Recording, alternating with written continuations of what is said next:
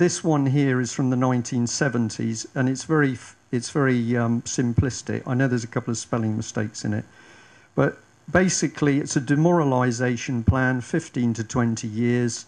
These are the areas of society that were to be targeted, and this was the result. So education, permissive, well, Margaret's been talking about sex education, and they are really going at the moment to mess the young children up. But you wanted people to come out of the education system who were ignorant. And why do you want that? Because, of course, if they're ignorant, they can be easily controlled.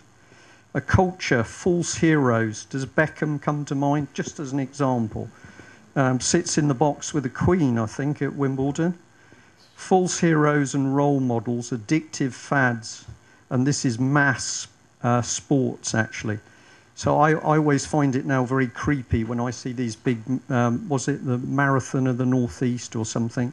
Or you see thousands of people all with their little pink ribbons or their little rubber armbands on. This is created, it's to get people thinking in a hive mentality. And of course, when you see it in a table like this, this starts to get you into the mindset of the people who are devious and evil enough to start to think about what they can do to mess us up. This is always a key one. Family, break them up.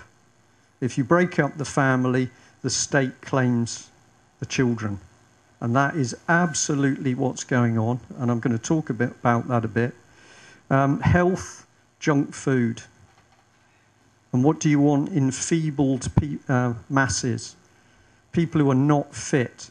If you watch an old black and white film, doesn't matter how corny the film is, if you watch it, American film, British film, the thing that always sticks to me now is you see people who are slim. They're all slim, you know, they look basically healthy and slim. And that's not the case now. You're going to take people off the land, you're going to urbanize, and you're going to cause trouble, all right, victimization. But the first bit is demoralize. And you can see it really in people's faces. I'm going to watch your faces pretty carefully now. I won't look at anybody. But if you look at people on the streets, and when I was sort of driving along trying to find the pub this morning, you know, you look out the window and just people look downtrodden. They look unhappy and sad. And people have put this in as a plan.